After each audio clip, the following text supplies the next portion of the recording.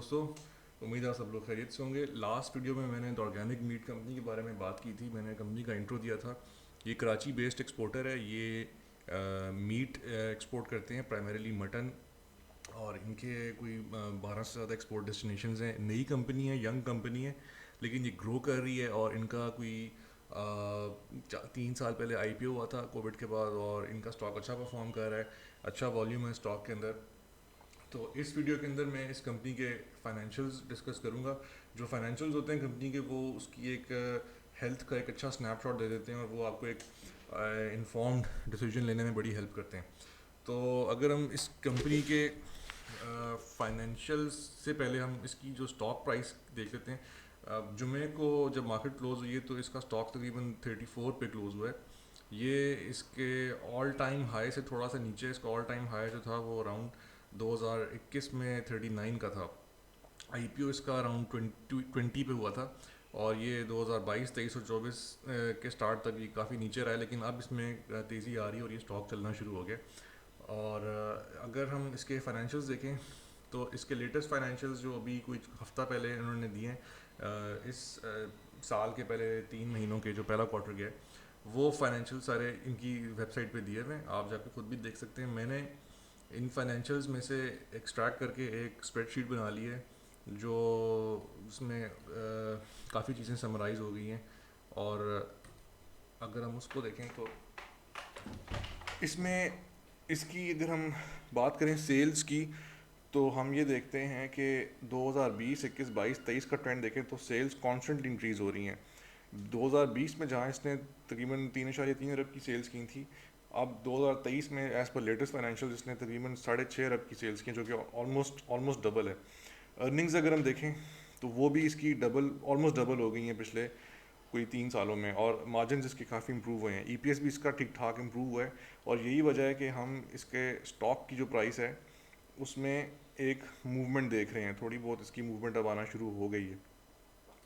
अगर हम इसके डिटेल्ड फाइनेंशियल्स को देखें तो इसकी जो बैलेंस शीट की असेसमेंट करी करी जाए, तो as per latest financial report इसके टोटल एसेट्स हैं तकरीबन 3.1 अरब के।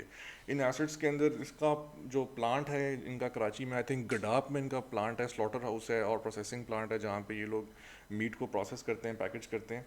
प्लांट है, इसकी प्रॉपर्टी है, इनके पास स्टॉक जो पड़ा हुआ है, और इनके बैंक बैलेंसेस वगैरह एक्सेट्रा, तो वो तकरीबन 3 अरब की इनके टोटल एसेट्स हैं। जो इसकी लाइबिलिटीज़ हैं वो अराउंड 1 अरब की हैं, जिसमें अकाउंट्स पेबल्स हैं, इन्होंने जो देने हैं लोगों के पैसे, कुछ बैंक से लोन्स वगैरह हैं, और कुछ टैक्सेस के इनके जो हैं एक्सपोजर, वो करके तकरीबन 1 अरब की लाइबिलिटीज़ हैं। जबकि जो वो शेयर होल्डर एक्विटी है जो मार्केट में इस वक्त स्टॉक पड़ा हुआ है इसका, उसकी अगर हम करंट मार्केट कैप दें तो वो देखें तो वो अप्रॉक्सीमेटली कोई 5 अरब के करीब है। और बैंक बैलेंस अराउंड 74 करोड़ रुपए है इसका। ये सारे नंबर्स मैंने इसके लेटेस्ट फाइनेंशियल्स जो हैं उसमें से निकाले हैं। ये फाइनेंशियल्स, ये जो इसका बैलेंस शीट का स्नैपशॉट और ये जो इसका इनकम स्नैपशॉट है, अगर हम इसको समराइज़ करें तो हमें ये पता चलता है कि एक तो इसका रेवेन्यू जो है वो ग्रो कर रहा है, मतलब इसकी सेल्स भी बढ़ रही हैं। इसकी sales year on year increase हो रही हैं, ऑलमोस्ट 20% 25% इसका एनुअल ग्रोथ रेट है सेल्स का। मार्जिन अपने इम्प्रूव कर रहा है, इसका मतलब ये है कि अपने ये ऑपरेशंस को स्मूथ कर रहे हैं, अपने जो है ओवरहेड्स को उन्होंने कंट्रोल किया हुआ है। और इसकी बैलेंस शीट जो है ये बहुत हेल्दी है। इसमें जो इसके अगर हम एसेट्स और लाइबिलिटीज़ को देखें तो इसके एसेट्स इसकी लाइबिलिटीज़ का 3x है। ये एक आइडियल नंबर होता है, और के जो आपके एसेट्स हों वो लाइबिलिटीज़ से 3x हों।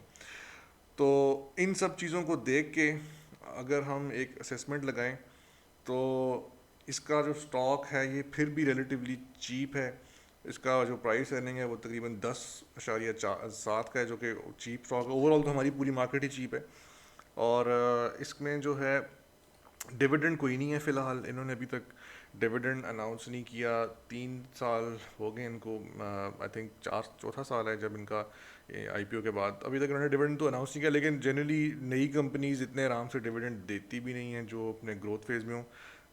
एक्सेप्शंस हैं इसके अगेंस्ट, क्योंकि इंटरलूप है, उसका भी आईपीओ अराउंड इसी टाइम हुआ था, 2019 में हुआ था, तो वो डिविडेंड कुछ ना कुछ दे रहा है, डॉलमेन दे रहा है। बट ऑर्गेनिक मीट कंपनी ने अभी तक कोई डिविडेंड पे नहीं किया।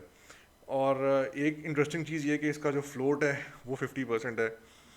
जैसे कि जो लोग मुझे फॉलो करते हैं वो उनको पता है कि मैं हमेशा फ्लोट पे बात करता हूँ कि मार्केट शेयर्स जो हैं जो मार्केट में ट्रेड हो रहे हैं वो 50% है और इनके पास ट्रेजरी के पास जो है 50% है, जो कि एक अच्छा हेल्दी बैलेंस है। अम, और बाकी इसके जो डिटेल्ड फाइनेंशियल्स हैं वो आप डीपीएस पे जाके देख सकते हैं। मैंने ये 30 अप्रैल को जो स्नैपशॉट आया था इसके फाइनेंशियल्स का जो उन्होंने अपलोड किया था, वो मैंने रिपोर्ट यहाँ पे खोली भी है।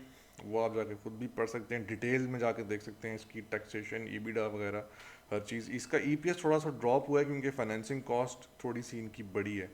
जैसे कि मैंने ये देखें, तकरीबन पिछले साल के मुकाबले में इनकी फाइनेंसिंग कॉस्ट थोड़ी सी काफ़ी खासी ऊपर गई है, जो कि खैर सब सब उससे हिट हो रहे हैं। तो दे यू हैव इट, ये इसका एक इनकम स्टेटमेंट और इसका बैलेंस शीट का स्नैपशॉट है।